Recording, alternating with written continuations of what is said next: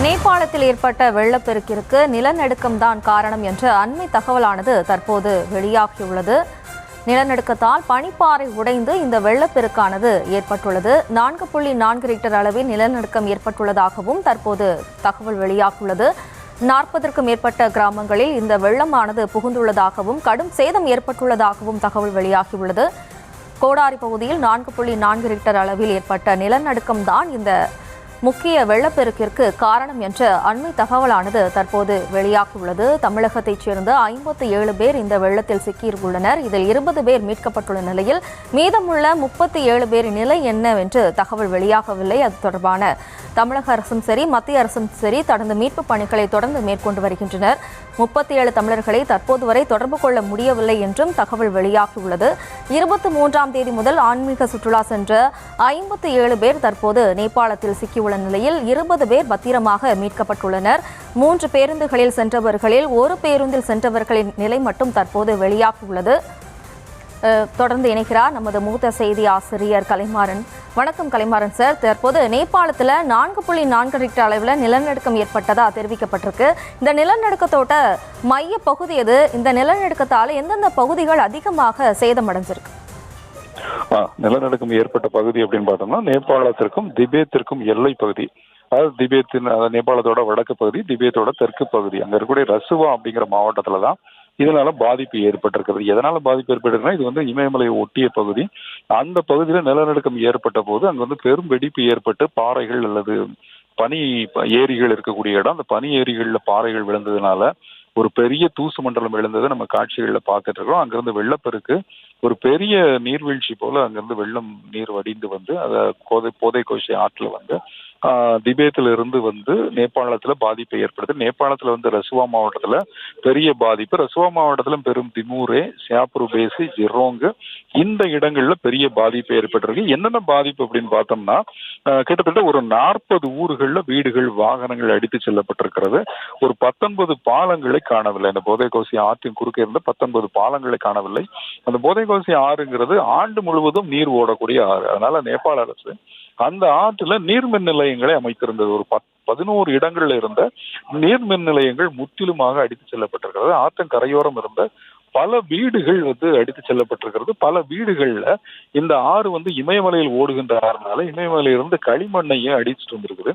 அந்த களிமண்ணால் மூடப்பட்ட வீடுகள் இருக்கிறது. இதுல வந்து அதிகாரப்பூர்வமான அறிவிப்பு அப்படின்னு பார்த்தோம்னா, நேபாள அரசு இப்ப சொல்லியிருக்க முதல் அறிக்கையில இந்த வெள்ளத்தில் சிக்கி 9 பேர் பலியாகி விட்டார்கள் அப்படிங்கிறத அதிகாரப்பூர்வமாக தெரிவித்திருக்கிறது. இது தவிர நேபாள அரசு என்ன சொல்லுது அப்படின்னு பாத்தீங்கன்னா, இது அதாவது 291 வெளிநாட்டினர் உள்ளிட்ட 384 பயணிகளின் நிலை என்ன அப்படிங்கிறது எங்களுக்கு தெரியல அப்படின்னு சொல்லியிருக்குது. 9 பேர் உயிரிழந்து விட்டார்கள்ங்கிறது அதிகாரப்பூர்வமா கன்ஃபார்ம் பண்ணியிருக்குது. அது 9 பேரின் உடல்கள் மீட்கப்பட்டிருக்கிறது. இது தவிர 291 வெளிநாட்டினர் உள்ளிட்ட 384 பயணிகளின் நிலை என்ன அப்படிங்கிறது எங்களுக்கு தெரியல அப்படிங்கிற தகவலை நேபாள அரசு அதிகாரப்பூர்வமா அறிவித்திருக்கிறது. இந்த 291 வெளிநாட்டினர் அப்படிங்கிறதுல இந்தியர்கள் 105 பேர் அடங்குவார்கள். இந்த இந்தியர்கள் 105 பேர் அப்படிங்கிறதுல தமிழர்கள் 37 பேர் அடங்குவார்கள். ஆனவேதான் 37 பேரை காணவில்லை அப்படிங்கிற ஒரு நிலை இருக்கிறது. இது அதிகாரப்பூர்வமாக இப்ப அறிவிக்கப்பட்டிருக்கிற நிலை. இது தவிர 20 தமிழர்கள் பத்திரமாக மீட்கப்பட்டிருக்கார்கள் அப்படிங்கிற அதிகாரப்பூர்வ தகவலும் நம்ம ஏற்கனவே தொடர்ந்து பார்த்துக்கிட்டே இருக்கிறோம். அவங்க வந்து காட்மண்டுவில இருந்து 150 கிலோமீட்டர் தொலைவில் இருக்கக்கூடிய திமூர் அப்படிங்கிற இடத்துல ராணுவ முகாம்ல தங்க வைக்கப்பட்டிருக்கிறார்கள் அப்படிங்கிற தகவலை நம்ம அதிகாரப்பூர்வமாகவே நம்முடைய அதிகாரிகளை அறிவித்தார்கள். 20 பேர் மீட்கப்பட்டிருக்காங்கிறத நம்முடைய தஞ்சை மாவட்ட ஆட்சியர் தெரிவித்திருந்தாரு. அதே மாதிரி அமைச்சர் தென்னரசும் தெரிவித்திருந்தாரு. இதற்கிடையே நேபாளத்தில் ஏற்பட்ட அந்த மீட்பு, அந்த நிவாரண நடவடிக்கைகளுக்காக இந்திய அரசு தயார் நிலையில் இருக்கிறது. அதாவது இந்தியாவை சேர்ந்த C-17, C-130 அப்படின்னு சொல்லுவாங்க. இந்த விமானங்கள் எல்லாமே ராணுவத்தை சார்ந்தவை.